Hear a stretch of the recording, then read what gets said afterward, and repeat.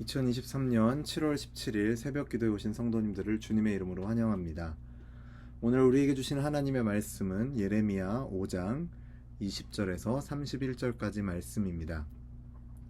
제가 가진 성경으로 구약성경 1058면에 있는 예레미야 5장 20절에서 31절까지의 하나님의 말씀을 제가 봉독하겠습니다. 너는 이를 야곱 집에 선포하며 유다에 공포하여 이르기를 어리석고 지각이 없으며 눈이 있어도 보지 못하며 귀가 있어도 듣지 못하는 백성이여 이를 들을지어다. 여호와의 말씀이니라. 너희가 나를 두려워하지 아니하느냐? 내 앞에서 떨지 아니하겠느냐? 내가 모래를 두어 바다의 한계를 삼되 그것으로 영원한 한계를 삼고 지나치지 못하게 하였으므로 파도가 거세게 이나 그것을 이기지 못하며 뛰노나 그것을 넘지 못하느니라. 그러나 너희 백성은 배반하며 반역하는 마음이 있어서 이미 배반하고 갔으며 또 너희 마음으로 우리에게 이른 비와 늦은 비를 때를 따라 주시며 우리를 위하여 추수 기한을 정하시는 우리 하나님 여호와를 경외하자 말하지도 아니하니 너희 허물이 이러한 일들을 물리쳤고 너희 죄가 너희로부터 좋은 것을 막았느니라. 내 백성 가운데 악인이 있어서 새 사냥꾼이 매복함같이 지키며 덫을 놓아 사람을 잡으며 세장에 새들이 가득함같이 너희 집들에 속임이 가득하도다. 그러므로 너희가 번창하고 거부가 되어 살찌고 윤택하며 또 행위가 심히 악하여 자기 이익을 얻으려고 송사 곧 고아의 송사를 공정하게 하지 아니하며 빈민의 재판을 공정하게 판결하지 아니하니 내가 이 일들에 대하여 벌하지 아니하겠으며 내 마음이 이 같은 나라에 보복하지 아니하겠느냐? 여호와의 말씀이니라. 이 땅에 무섭고 놀라운 일이 있도다.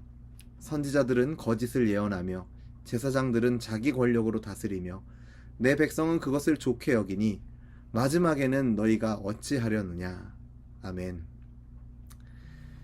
세상에 존재하는 것은 제각각 기능을 가지고 있습니다.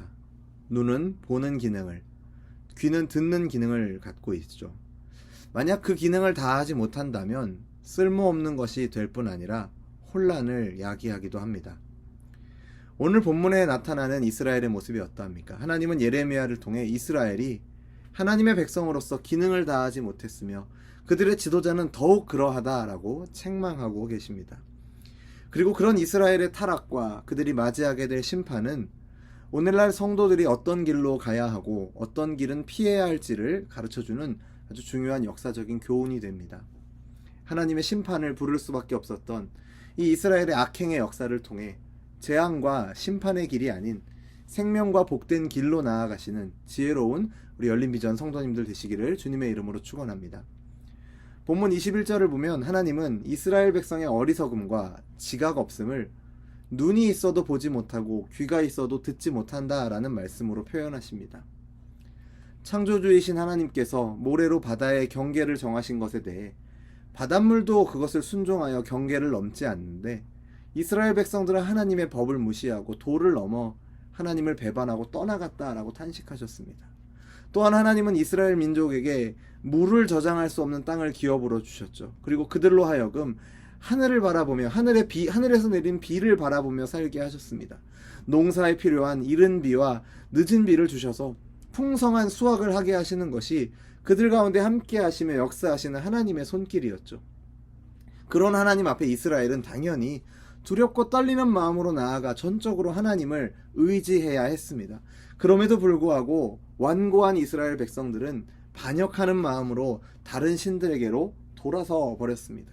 이런 그들의 배반으로 인해서 하나님은 비를 허락지 않으시고 그들에게 풍성한 수확을 누리지 못하게 하셨습니다. 이와 반대로 만약 그들의 눈과 귀가 제 기능을 했다면 하나님이 바다와 땅의 경계에 모래를 두어 바다가 땅으로 넘어오지 못하게 하신 것이나 이른 비와 늦은 비를 주셔서 곡식들이 자라게 하시는 것만 보고도 하나님을 깨닫고 섬겼을 것입니다. 그러나 그들은 하나님을 배반하고 반역했고 하나님의 계시를 물리치고 자기들의 죄로 하나님의 좋은 것을 막았습니다. 즉 못 보고 못 들은 것이 아니라 보고 듣고 알면서도 등을 돌렸던 것이죠. 사람은 하나님의 뜻에 맞지 않는 행동을 하고서도 몰랐다고 변명하는 경우가 많습니다. 하지만 사실 대부분은 알면서도 하지 않았거나 거역한 경우가 대부분입니다. 우리는 과연 하나님의 백성답게 살고 있는지, 알면서도 거역하고서 몰랐다고 변명하고 있진 않은지 돌아봐야 할 것입니다. 또한 하나님은 당신의 백성이 자신을 온전히 바라보지 못하고 다른 곳에 엉뚱한 시선을 돌릴 때 당신의 백성의 시선을 다시금 하나님 자신에게로 돌리기 위해 백성들이 소중히 여기는 것들을 없애시기도 한다라는 것을 우리는 오늘 본문을 통해서도 보게 됩니다. 미련한 자와 같이 이러한 때를 기다리는 것이 아니라 지금 즉시 하나님 앞에 나아가시는 저와 여러분이 되기를 바랍니다. 나라가 부패하면 정직한 사람은 억울한 일을 당하고 악인은 번창하게 됩니다. 악인들은 덫을 놓아 사람을 잡고 속임수를 사용합니다. 그래서 번창하고 거부가 되어 살찌고 윤택해집니다. 그런데 놀랍게도 이러한 악인들이 재판을 맡은 지도자들이다 라고 본문은 우리에게 이야기합니다. 신명기 27장 말씀을 보면 하나님은 객이나 고아나 과부의 송사를 억울하게 하는 자는 저주를 받을 것이다 라고 분명하게 말씀하셨습니다. 지도자들이 재판을 공정하게 하는 것은 하나님의 공의를 이 세상에서 실현하는 대표적인 행위이기도 합니다. 그러나 이스라엘의 지도자들은 어떠했습니까? 고아와 빈민의 송사를 공정하게 하지 않고 부자들의 편에 서서 이익을 취했습니다. 역대하 19장을 보면 재판관들을 향해서 이런 말씀을 기록하고 있습니다. 너희가 재판하는 것이 사람을 위하여 할 것인지 여호와를 위하여 할 것인지를 잘 살피라. 너희가 재판할 때 여호와께서 너희와 함께 하심이니라. 그런즉 너희는 여호와를 두려워하는 마음으로 삼가 행하라. 우리 하나님 여호와께서는 불의함도 없으시고 치우침도 없으시고 뇌물을 받는 일도 없으시니라. 이와 같은 말씀을 하나님께서 분명하게 이스라엘 백성에게 주셨음에도 불구하고 부와 권력을 가진 자들은 자신들의 힘을 악용해서 재판을 굽게 했습니다. 이러한 행위는 그들 가운데 함께 계시며 특히 그 재판 가운데 함께 하신다고 말씀하신 하나님께 정면으로 도전하는 악행이자 반역이었습니다. 그런 이스라엘을 바라보며 하나님은 예레미야에게 어찌 이들을 벌하지 않고 보복하지 않을 수 있겠느냐라고 물으시면서 반드시 심판할 것을 말씀하고 계십니다. 재판은 본래 힘이 없는 자들이 억울한 일을 당하지 않게 하려고 존재하는 것이죠. 그렇기 때문에 약자들을 보호하지 않는 재판관들은 결국 하나님의 처벌을 받을 수밖에 없습니다.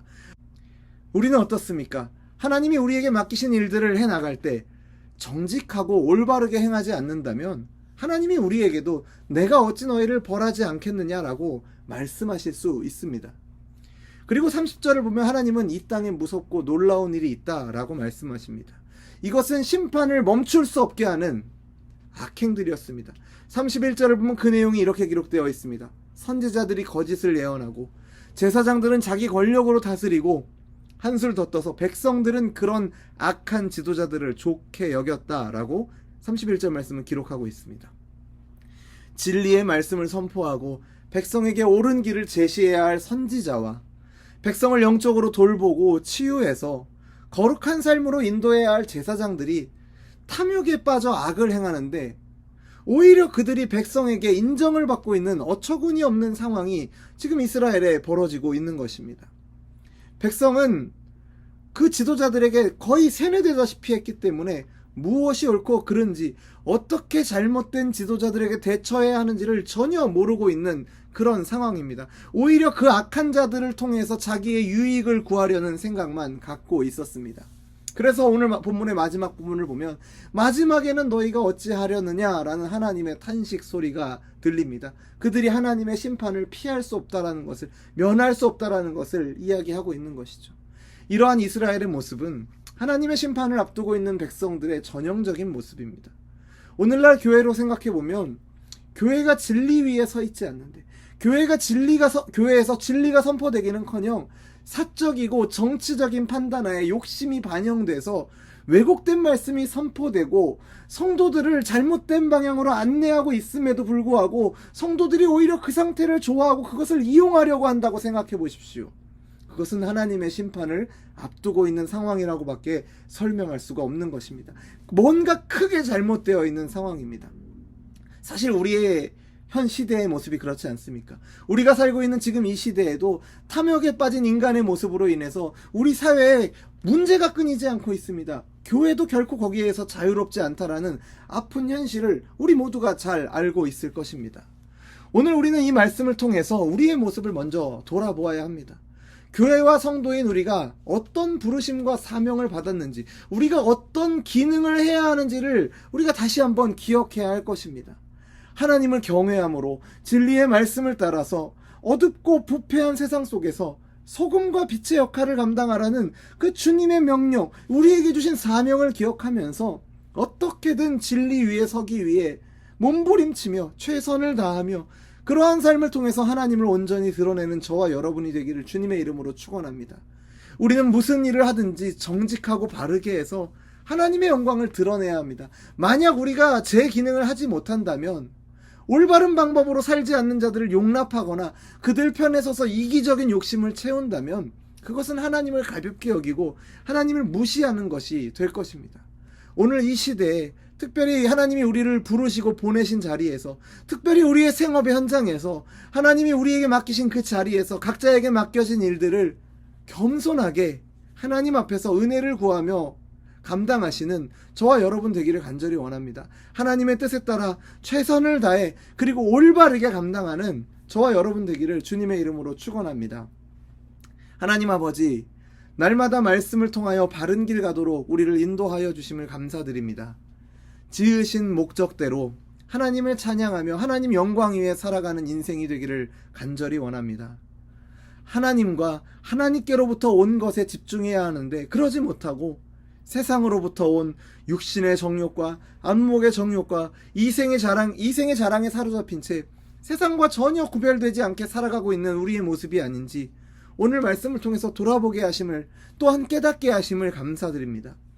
우리를 부르시고 보내신 자리마다 그 목적대로 쓰임받도록 살아가는 우리들이 되게 하여 주옵소서.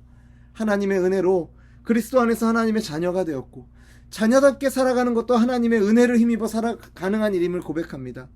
인도하실 것을, 은혜 주실 것을 믿으며 하나님의 영광을 위해 최선을 다해 살아가는 오늘 하루가 되게 하여 주옵소서. 하나님의 은혜를 배신하는 배은망덕한 자 되지 않고 하나님의 베푸신 은혜와 사랑에 넘치는 감사와 찬양을 드리는 우리의 삶이 되게 하여 주옵소서. 그렇게 인도하실 것을 믿으며 예수님 이름으로 기도드립니다. 아멘.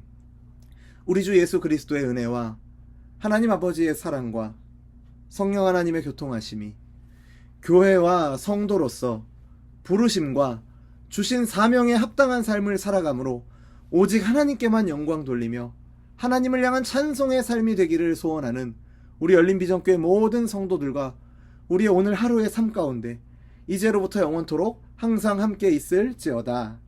아멘.